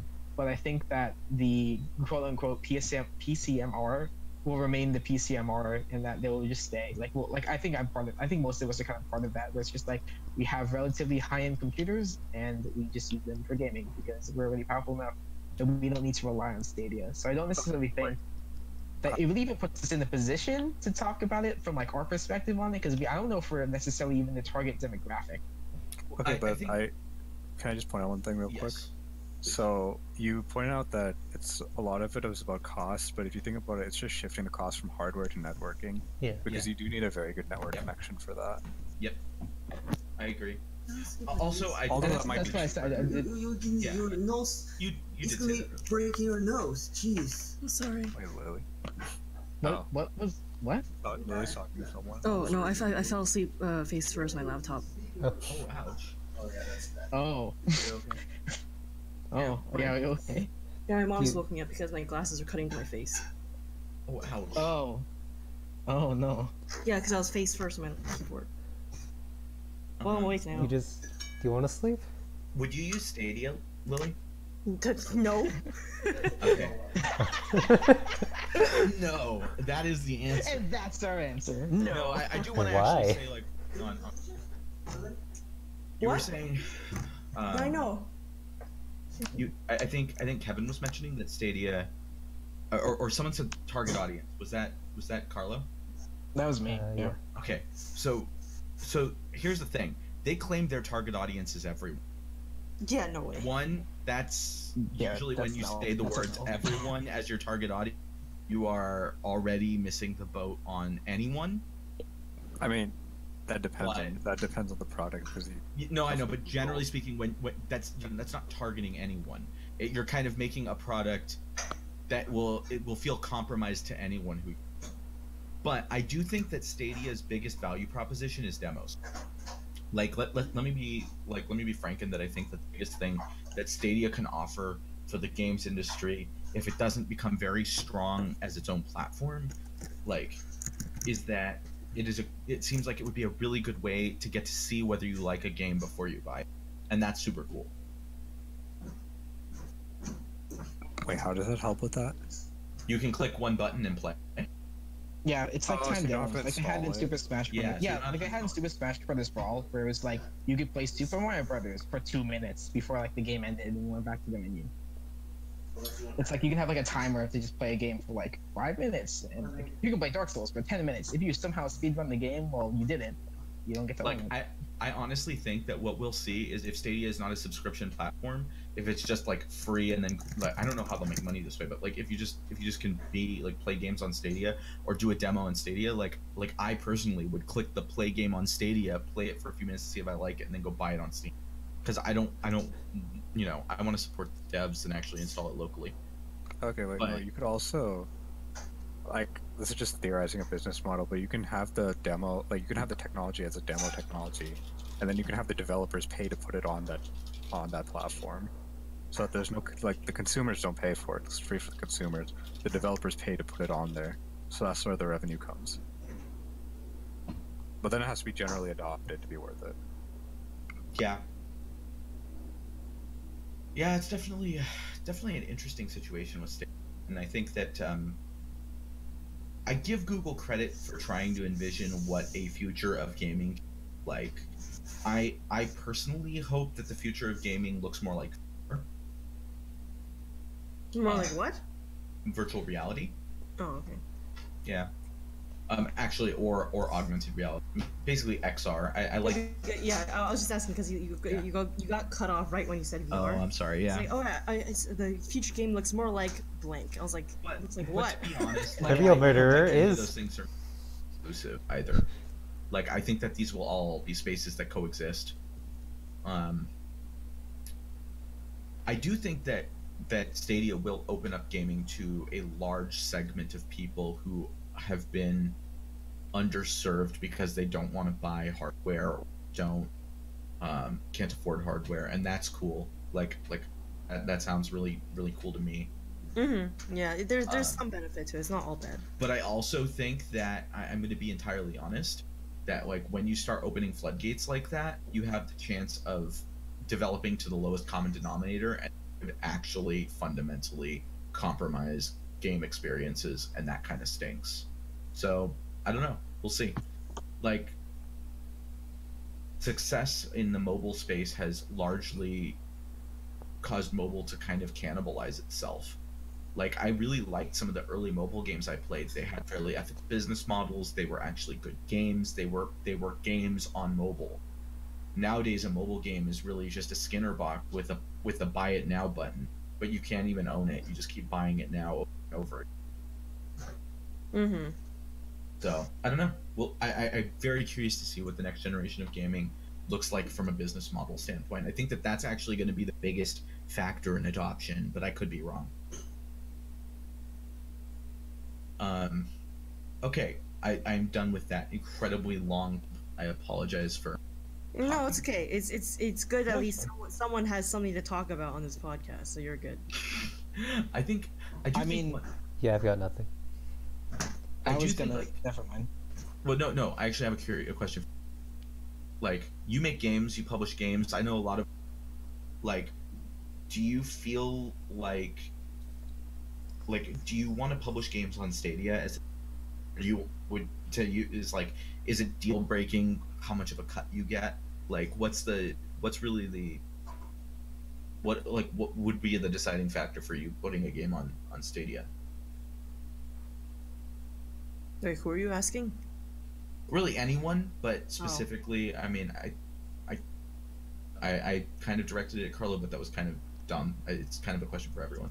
I thought it was for everyone too. I was going to someone else. It is for everyone. You know, if I had a choice, I probably wouldn't do it because I already don't like the fact that you can't, like, there's a possibility like, you just can't like own the game that you stream. So like, if I'm gonna make a game, like, what's the point if like, if people that are playing it can't keep playing it? Because the thing is, that's a thing I have for myself. Because I remember some time ago I was asking, I was asking Carlo about this. I was also asking Adam about it. Like, I was thinking about this is actually I was asking the question about Origin, where like whether I wanted to get their premium like membership or whatever, because like because like if you subscribe to that monthly membership, you would get like free access to like a bunch of games available on the platform just like for free, like you just download them right away. But if I wanted to stop the service, then my access to them would be cut off. Yeah. So I don't know. But the thing is, like, then I finally decided against it because when I purchase a game, I just want to just purchase it and be done. Like, it's mine forever. Yeah. The thing is, if I do that for myself, I don't want to make that people choose for playing games that I make. So. I guess there's a certain amount of like, would you rather make an educated decision to buy the thing you, or would you rather have the option to play anything you want until you can't play anything at all? So, like, would you rather have a smaller library of things you love, or no library unless you're paying them? And that's just I don't know, something just rubs me the wrong way about that latter. No, I agree. It's basically everything is renting. Like, I know that that's technically how the licensing model already works, but it is local on my machine and I can play. So I feel it. It's like subscribing to Netflix. Yeah, exactly. Yeah. Everything is going that service platform. Right? Yeah, actually, it is a little more convenient than like going to buy the movie myself or whatever, than just have them all in one place. But the thing is, it's not gonna be there forever. Also, yeah. Do you feel like I feel like games are a little different than movies in that you invest heavily in a game, whereas with a movie you just watch it and you're done. You watch it and you're done. Does that affect how people, like, if people will choose to, like? Hey, Gardenia, stop scratching the couch! Oh my god, is that? I'm assuming that's the cat. Yeah. I hope it's a cat. Jeez. Not like a person. Yeah. Lily, what were you saying? It's just that yeah, that's what rubbed me the wrong way about Netflix. I mean, I like Netflix, like I really like Netflix, but one of my very favorite documentaries is on there, and it was removed for a short time. I just remember being really upset. So yeah, that's One why thing I that- don't pay for a Netflix subscription. Like, yeah, you're getting access to a lot of content, but there are only two. Like I usually want to watch a specific thing, so I go on Netflix and it has everything in the world, but it never has the Yeah, because like Netflix has to pay to stream it. licensing, and I don't blame them. I blame old money, so to speak, and the way that the industry used to work. But like, and actually, it's interesting because we're starting to see that fragmenting. Sorry, that fragmenting we were talking about, the battle of the platforms, so to speak, the platform battle royale. We're starting to see that happen in all sectors, right? That's happening in movies as well. Disney's making their own platform. Am I wrong? HBO has a platform. I think that Comcast is individually trying to make a platform. Netflix has a platform. Amazon has a platform. Hilariously, Google, or Apple just and announced this is Huh? hilariously, this is how I'm gonna get in here, is that Hulu was previously owned by, I think it was 30% Fox and 30% Disney, and now that Disney has acquired Fox, they now have majority share in Hulu, and they did announce that we're gonna have like Disney Live, which is gonna be their version of Netflix. So I don't know what that means for Hulu, but the other thing that I wanted to go back to like a minute or two ago was so actually no, like I mentioned this because I forgot the word for like an hour ago, was DRM for Steam. And there was, I remember like I read like old forum posts about ownership way back when DRM was a thing. Because even with like itch.io and stuff, it's like I own my games when I get them from itch.io. I think GOG doesn't have DRM. I could be wrong on that one, but like platforms like that don't have management where you have to use a launcher and you don't technically own the games. Like if Steam goes away, it's like you can't technically launch some of the games that you have on Steam without the launcher and like checking online and blah blah blah. But with services like Hulu and Netflix, where it's like I subscribe to them just because I would never really imagine myself owning all of that content, and I don't mind just kind of watching something once and then being done with it. Yeah. And especially that's kind of true with like all of the movies and stuff that like just things that I wouldn't think that I would need. That's kind of what Hulu and Netflix offer. And with something like Steam, where we've kind of come to accept that we technically don't own those games. Like if Steam were to like delete everything, if you don't have the game installed, like if their servers just went down, you no longer have that game. Yeah. And with Stadia, it's the same thing, except you literally like you never had any of them. Well, And we've slowly given away control of those kinds of games. Like we used to have them on discs, now we just don't have discs at all. Wait, can I just point out that analogy isn't the best, because with Netflix, you don't have to No, pay I wasn't drawing. I was not drawing a connection between those two. I was just saying that I think Netflix as a yeah. I kind of combined a bunch of stuff because I was trying to say stuff. But like I think that like Netflix on its own is a good service because I get everything for free. Like I get a bunch of stuff with that one payment. Yeah. But nothing like that really exists except like actually no, nothing really exists like that for Origin an equivalent subscription. PC gaming. Yeah, except Humble Monthly, maybe that doesn't really count. Humble monthly, you actually get it though. Like you get that. Oh wait, what about Xbox Live? Like the Xbox Live Gold membership or whatever? No, they have a premium service, which is pretty good from what I hear. Really? Yeah, I've heard it's actually pretty good. Now here's like they bring up a point, which is that if Live, or like if Netflix, you have Netflix, you have Steam. Yes, like DRM has been a problem.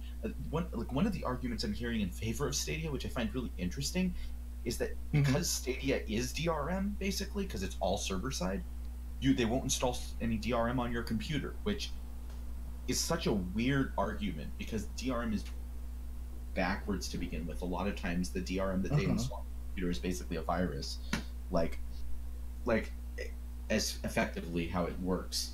Like it's really interesting though, because they're not wrong in saying that.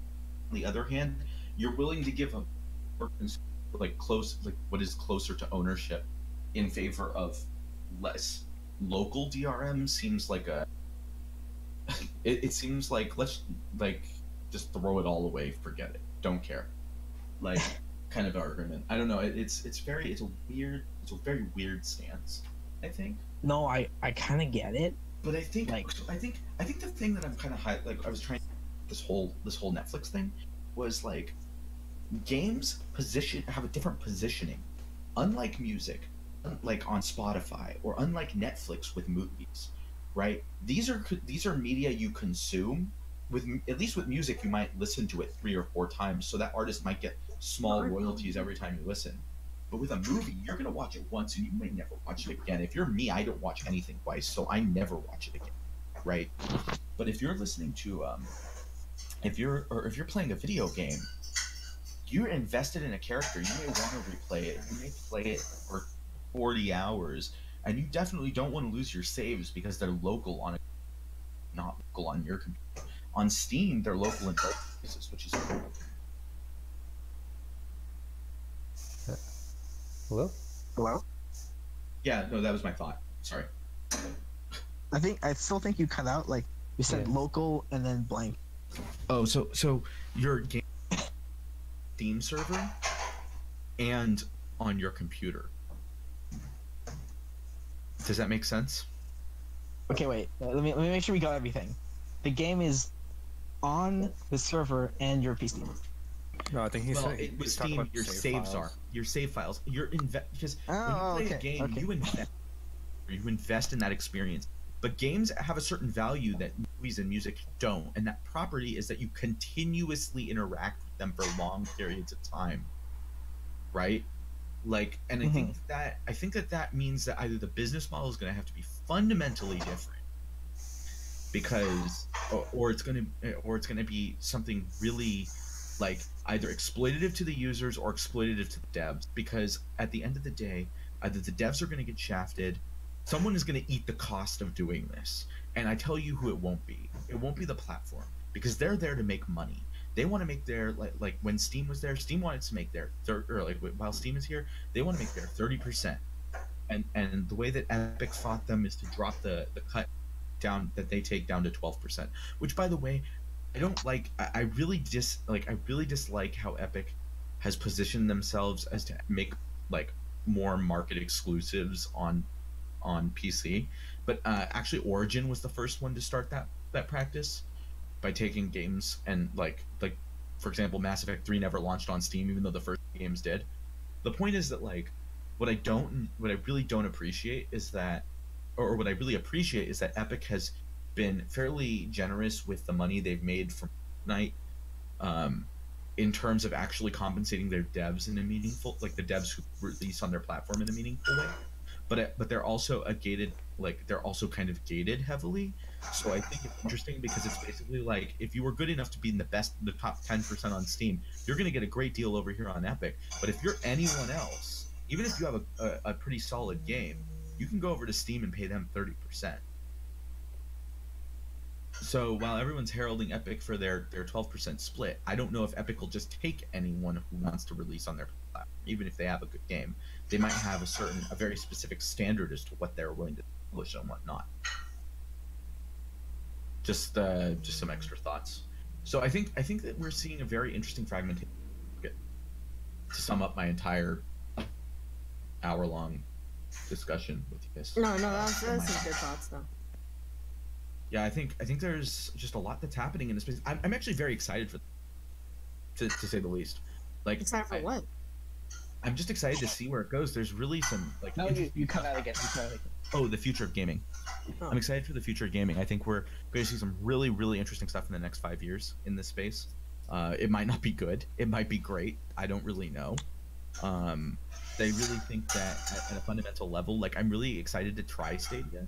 I don't know that I want Stadia to be my default platform. I really definitely would rather install my stuff locally, and I've always stood by that. But I do think it'll be interesting to try Stadia and Microsoft service when they announce that as well. Yeah, to try it sounds fine enough. It's just that it's just the whole streaming instead of owning just makes me feel really uneasy. Honestly, You the big thing for me, it makes me uneasy, and I think that the fundamental, the linchpin thing for me is going to be how the devs are compensated, because I know that the consumers are going to get a good deal.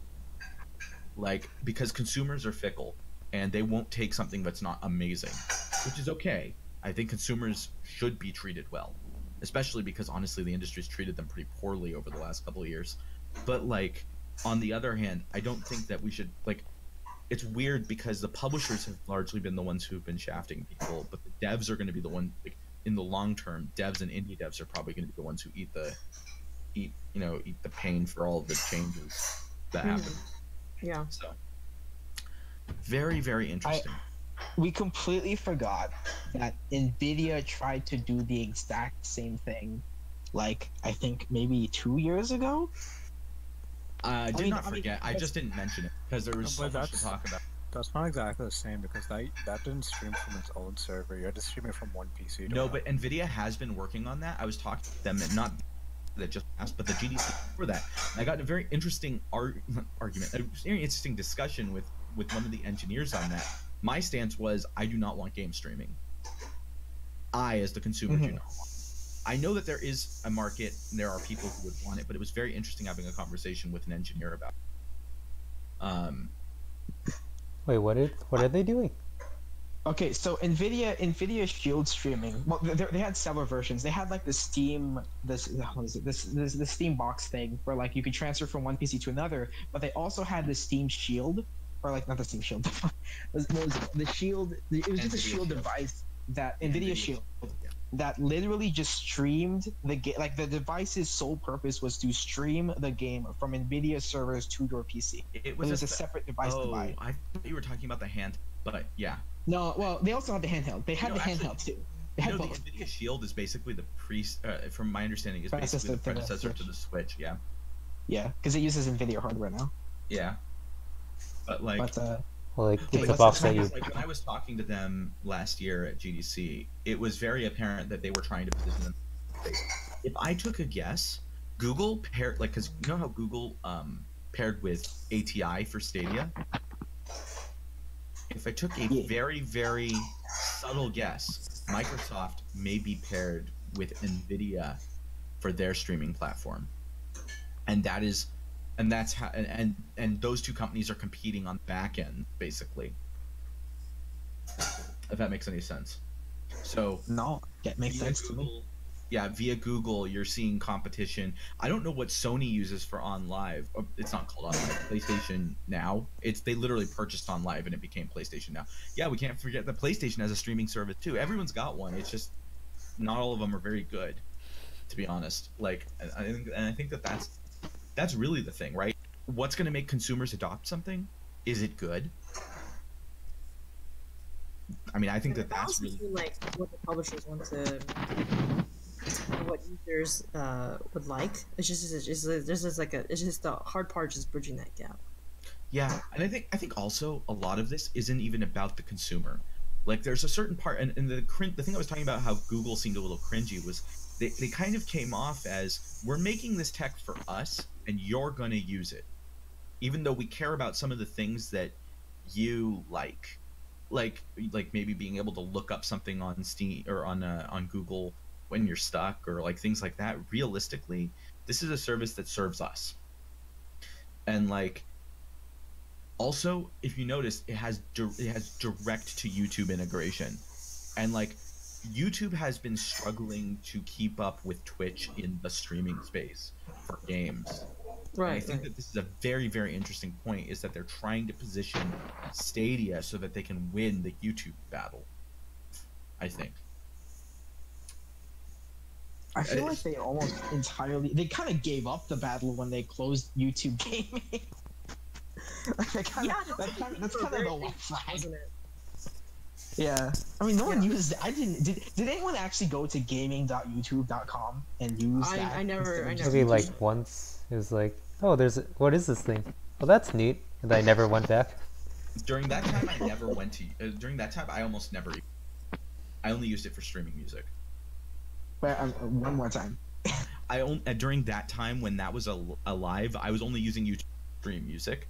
I now watch more YouTube videos, but that was basically the extent of my. Yeah, like gotcha. I mostly watch like Let's Plays on YouTube, but I still didn't use YouTube gaming. Okay, on an off note, I'm in the same boat. what do you all think of watching long plays on YouTube? Do you ever do that? Long plays. Like plays are like 2 hours. Yes. Yeah, Yeah, they the call video them is the long entire plays. length of the game. It's just they play the game. Oh, and just like one video, or I think, I mean, Usually in one it could video. be multiple videos. It depends on the game, of course. Some games are like 70 hours long. I imagine that. yeah. that Yeah, I don't think you can upload a video of that size. I wonder.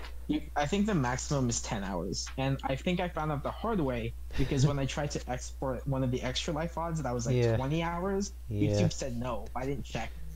And I was like, oh, well, the VOD got deleted because it was too long. So Yeah. I guess we don't have an extra life VOD for that year.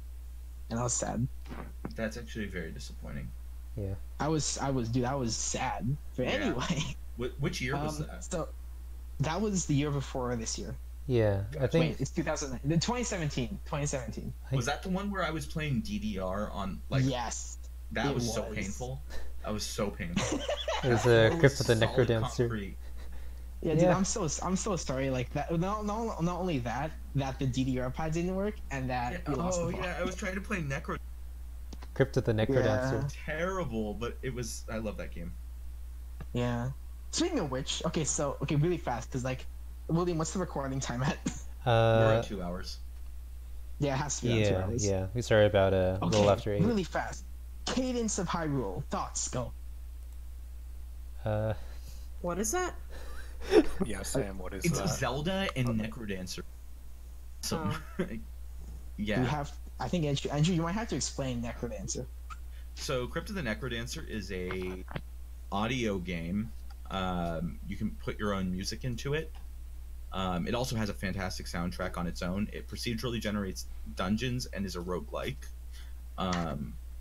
You kind of do this dungeon crawling through, and each floor of the dungeon is you get to be on that floor for the length of your song. If your song ends sooner, you fall down to the next floor. But you don't want to just sit around and wait because you want to collect good loot. Boss at the bottom. It's basically how it like, works out. but and movement, all movement in 4 directions is always to the beat of the song that's playing. It is, and then sometimes you get frustrated and you play the monk. Okay. Yeah, and then you just because the monk isn't restricted. Like basically all of the characters except the monk move to the beat of the song. So if you try and move not on the beat, you just stay put and do nothing. But the monk is just like, screw rhythm, I'm just gonna run. Yeah, Wow. basically. But basically, Cadence of Hyrule is like, I mean, the trailer was fairly short, but we got the idea that the movement to the rhythm is still there, and it's probably it might just be a Zelda game. I have no idea. It looks super. I cool. thought it was just What do you like. think of the art? It looked different. It was different than Crypt. It's less pixel. Gardenia? It's less pixel. It's less pixelated. I mean, I was a fan. Like, I kind of just got used to Crypt of the Necrodancer's art, so I think it's just different. Yeah. I mean, I really like Necrodancer's art, but I have to say the art in Cadence is like many bits higher. I guess I didn't realize that Cadence of Hyrule was a separate game. I thought it was like DLC for Crypt. I think it is Originally, DLC. Or sorry. no, actually, I think it's standalone. Oh It yeah, is Call it as a standalone. story. Yes, I do. Originally, Ryan Ike had pitched to Nintendo, hey, what if we had Zelda games in my Zelda-ish like roguelike game? And Nintendo is like, that's interesting. Here's the assets. How about you just make a game? And Ryan's like, oh, okay. And he made the Zelda game. And then Nintendo was like, from like Ryan Ike did an interview, and Nintendo was like, quote unquote, overseeing it and just making sure that like it was a Zelda enough game. But it was supposed to be DLC. Who was telling the story about how the game was like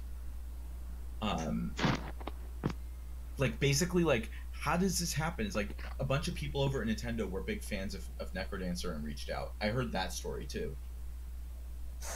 Did you hear that one? I don't think so. Like, my understanding is like Miyamoto. Really?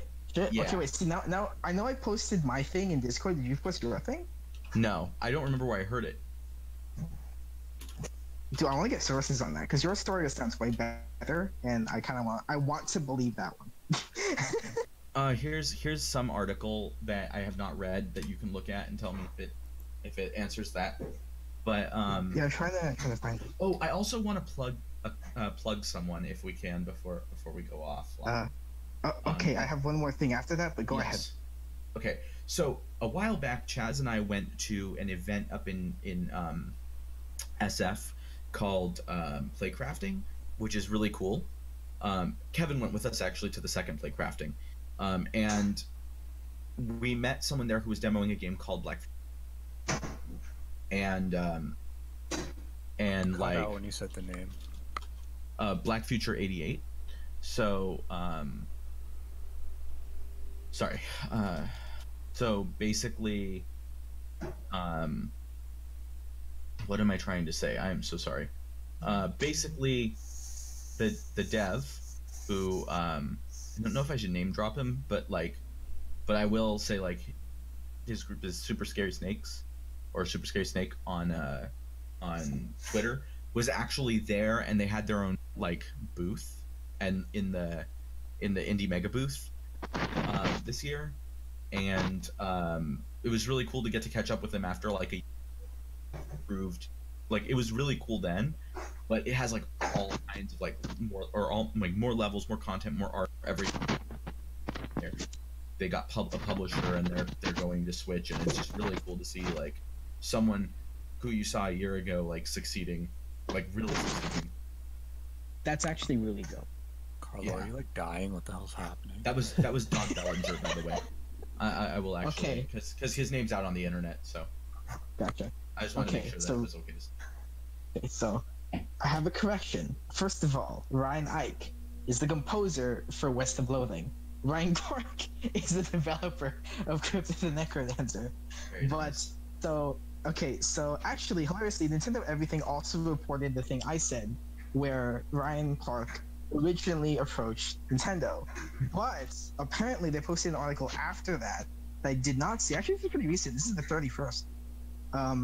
This is more recent, that says that Aonuma and Miyamoto actually did like Crypt of the Necrodancer, according to some talks on Twitter from someone who they don't cite, I don't think. So wait, they're saying that the Crypt of the Necrodancer guy approached Nintendo, but like Miyamoto and Aonuma liked it. Yes, which smooth things really over, I guess. Crypt of the Necrodancer, and we're like, oh, this works.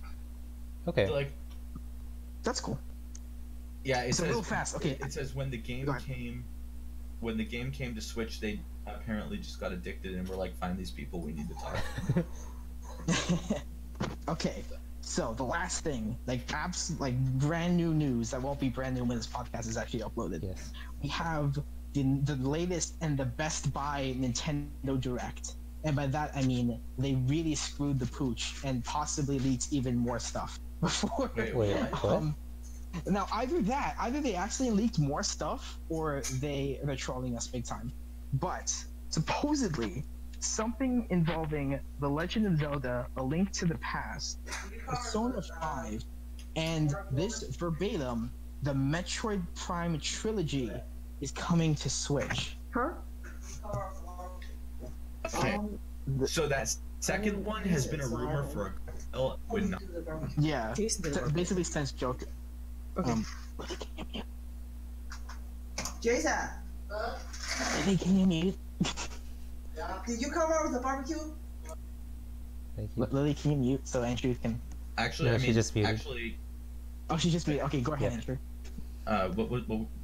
Yeah, no. So I think the trilogy, the Metroid Prime trilogy, like greenlit-ish or whatever. Like people have been talking about that for a while. So I'm pretty sure that was like people knew that was happening, kind of, but it wasn't announced, and it still isn't. It sounds like, but yeah, it's probably happening. What was the other one you said?